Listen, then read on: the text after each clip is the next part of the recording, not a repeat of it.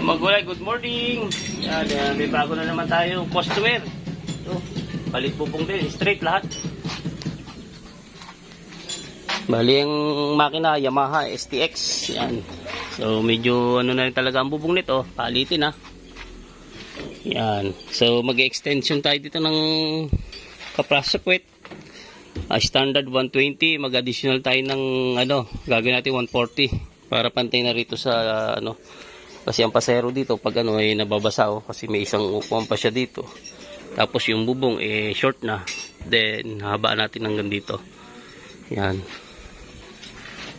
So ito yung project ko ngayon. Bali pang ilang bubong ko na ito. Pangatlo. Pangatlo to na gagawin ko ngayon. So ngayon lang ako nakapag ano, mga gulay. Paggawa ulit kasi naging busy ako ng 4 days no. 4 na araw, nung unang araw nag on call drive ako no. Yun, doon sa posing ko tinawagan ako. Kaya pag yun tumawag ako agad-agad naman na gaano sa kanya, nagsi-service ano, on call driving ako sa kanya. Kasi nga ito naman yung trabaho ko, pwede ko naman iwan kahit anong oras. Bicycle driver, tapos extra ano tayo dito, assemble ng mga ano ng tricycle na bubong. Tapos nakapag-align na rin tayo no. So bali nakaka ano na ako 4 na tricycle na yun ay i-align ko Sana madagdagan pa. Sana humusay pa. Dito na talaga sa'yo magpunta lahat. Wala si Mang Boy. So yung sunod na araw ko nagano kami ng 2 days sa munisipyo no. Nag-training kami ng first aid no. 2 araw pa itong balay munisipyo. Training kami buong maghapon tapos hanggang tanghali yung pangalawang araw training kami actual tapos yung hindi ko naman na-video yung ano yung actual na ano namin na masyadong ano kasi nakakatakot din yung itsura nung ano namin training puro duguan din yung kunyari lang naman yun pero mga jobos lang yung mga may kulay dugo rin parang ano rin kulay puti yung damit namin puro duguan nga kami yung food color lang pala yun parang sa ano din training ng nag-aaral yung anak ko oo nakakaano rin naman kasi hindi mo alam kung ano unang dadamputin mo kasi ano kunyari tunay parang nadaing din sila tapos putol yung kamay putol yung paa magaling yung pagkakagawa ng ano kaya nga sabi pasyente kailangan tayo may ano din yung pag-imbestiga masyado buong maghapon kami na gano training tapos kinabukasan ganun din tapos actual na rescue yun yung ginawa namin tapos kinabukasan pangatlong araw tapos pang-4 na araw ay matin ako sa anniversary ng ACC ng church ganito sa resort doon na pinanap yung nila anniversary tapos kahapon matin ako sa kasama ko nag-birthday so yun ngayon na uli ako makapaggawa dito sa aking gawan tuloy-tuloy na to 3 motor itong schedule bago pa yung akin meron pa ako i-align yung export ko balay yung sidecar na yun i-align ko pambukid tapos yung motor ko bubong din ang dami tapos magtatag-ulan na ay kailangan na makapaglinis sa bukid para makapagtanim-tanim din. Yan, so magulay yun ang nangyari sa aking isang linggong busy. Ngayon tutuloy ko na. Update ko na kayo mamaya dito pagka nabaklas ko na yan at mag-assemble ulit ako ng bagong bubong yan. So dito muna, yan ang aking bagong customer ulit ngayon. Ibala yan. So ito magulay, nabaklas ko na yung bubong Yan. So ngayon mag-umpisa na akong mag-assemble ng frame niya ng panibagong bubong. Ito yung bubong niya Yan, mag-assemble ako ng bagong ganito bakal. Yan, tapos mag-upholstery Marami pang proseso, pipinturahan pa.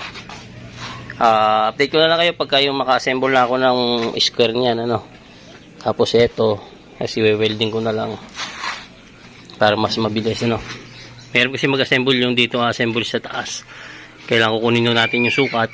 Kaya assemble natin sa baba bago natin uli i-assemble sa taas pagka nagawa na natin yung pinaka-box niya. Wala na palang bakal talaga o putol-putol na. Kaya pinapalitan na lahat. Yan, so update ko na kayo magulay pagka naka-assemble na ako. Medyo matagal-tagal pa yan. Magulay yung na-assemble ko ano. Umpisahan ko ng ikasa ang pinaka-frame niya. Ayan, panibagong ano na tayo no. Yan, tapos ang kulang na lang yan ay ito yung maliit na bakal. Ito yung stick na yan. Ito yung kagaya nito. Ito na lang kulang yung 4 na piraso. Yan na lang ang ilalatag ko rito no. Tapos pipinturahan, upholstery na tayo. Tapos yung request ng may-ari na hagdan dito, tukod. Imbis na wifi, yun ang magiging suporta niyan no, yung tukod dito. Yun na lang ang kulang yan. Tapos pipinturahan ko na upholstery. Baka ngayong maghapon matapos naman. So ayan muna ang update at ako manananghalian muna. Ayan. Dito ko lang yan ginagawa. Diyan lang ako nagbe-bend. Yun lang. Simple lang ang ano ko rito, ang area. Ayan. So muna. Ito na magulay yung update. Ano? Ginabi na ako. So katataos ko ng pinturahan. Magtatry ako kung pwede ng talian kasi medyo ano na yung pintura. Kaya may dikit pa ng konti. So magano lang ako, nagre-ready lang ako ng pang-upholstery. Tatalian ko ng belt kung mga gilid. Yun matagal kasi, pero yung pag ano, mabilis, tacker lang ng tacker yun eh. So ito na yung ano, nagawa ko. Yan, di hagdan din.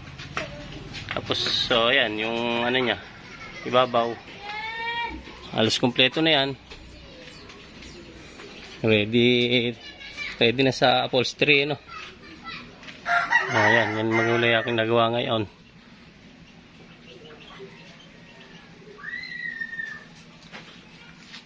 Medyo inaano ko na lang yung pintura kasi medyo parang masabasa-up na konti eh. Yan, pero subukan ko rin, medyo gabi na kasi, hapon na.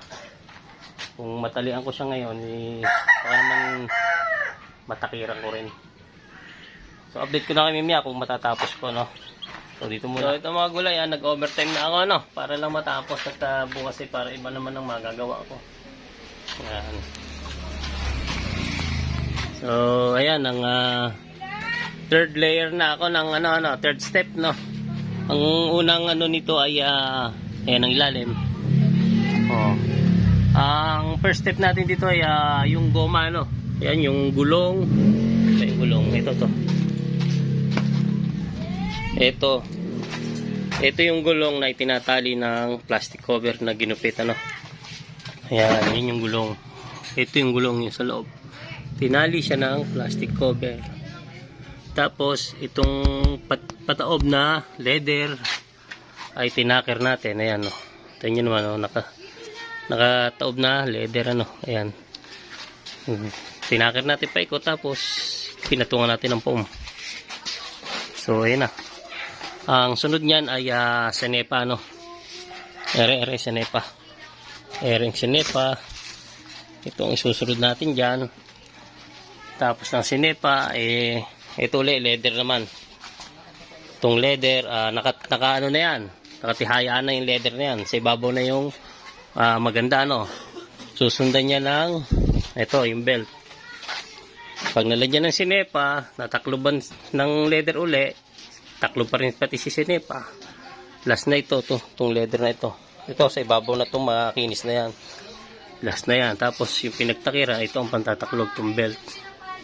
Yan. So update ko kayo Mimia pagka na-finish ko na yan. Akin overtime na para bukas ibang ano naman yung gagawin ko.